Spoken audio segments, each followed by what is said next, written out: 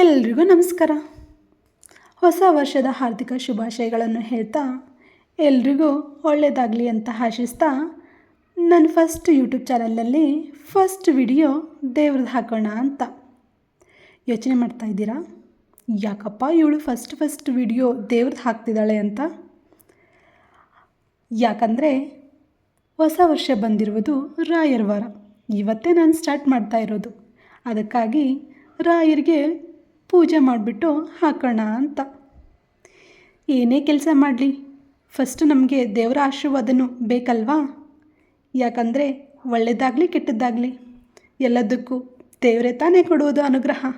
ಅದಕ್ಕಾಗಿ ರಾಯರಿಗೆ ಮತ್ತು ಗಣೇಶನಿಗೆ ಇಷ್ಟವಾಗಿರುವಂತಹ ಕಡಲೆಕಾಳಿನ ಹಾರವನ್ನು ಮಾಡಿದ್ದಾಯಿತು.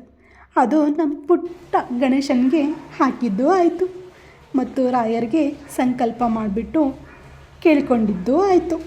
ಏನೇ ಆಗಲಿ ನಮ್ಮ ಕೈಯಾರ ನಾವೇ ಹೂವಿನ ಮಾಲೆಯನ್ನು ಮಾಡಿಬಿಟ್ಟು ದೇವರಿಗೆ ಹಾಕೋದ್ರಲ್ಲಿ ಇರುವಂತಹ ಮಜಾ ಬೇರೆ ಯಾವುದರಲ್ಲೂ ಇಲ್ಲ. ಆವಾಗಲೇ ನಮ್ಮ ಮನಸ್ಸಿಗೆ ಸಮಾಧಾನ ನೆಮ್ಮದಿ ಸಿಗೋದು. ಯಾಕಂದರೆ ನಾವೇ ನಮ್ಮ ಕೈಯಾರ ಮಾಡಿರ್ತೀವಿ ಅನ್ನೋದು ಒಂಥರ ಖುಷಿ. ಅದಕ್ಕೆ ಇನ್ನೊಂದು ಹಾರನ ಚಾಮುಂಡೇಶ್ವರಿ ದೇವಿಗೆ ಹಾಕಿದ್ದಾಯಿತು. ಚಾಮುಂಡೇಶ್ವರಿ ದೇವಿ ಅಂದರೆ ನನಗೆ ತುಂಬಾ ಇಷ್ಟ. ಯಾಕಂದರೆ ನಾನು ಎಲ್ಲ ಒಳ್ಳೆಯದು ಕೆಟ್ಟದ್ದು ಎಲ್ಲ ಕೆಲಸಗಳಲ್ಲಿ ಜೊತೆಯಾಗಿ ನಿಂತಿರುವಂತಹ ದೇವತೆ ನನ್ನ ಚಾಮುಂಡೇಶ್ವರಿ. ನಾನೊಬ್ಬಳೇ ಅಲ್ಲ, ಎಲ್ಲ ಹೆಣ್ಮಕ್ಳಿಗೂ ಇಷ್ಟವಾದಂಥ ದೇವತೆ ಚಾಮುಂಡೇಶ್ವರಿ. ಯಾಕೆ ಅಂತ ಯೋಚನೆ ಮಾಡ್ತಿದ್ದೀರಾ? ಒಂದು ಸರಿ ದಸರಾ ಹಬ್ಬನ ನೆನಪು ಮಾಡ್ಕೊಳ್ಳಿ. ಯಾಕೆ ದಸರಾ ಹಬ್ಬನ ನೆನಪು ಮಾಡ್ಕೊಳ್ಳಿ ಅಂತ ಹೇಳ್ತಾ ಇದ್ದೀನಂತ ಯೋಚನೆ ಮಾಡ್ತಾಯಿದ್ದೀರಾ?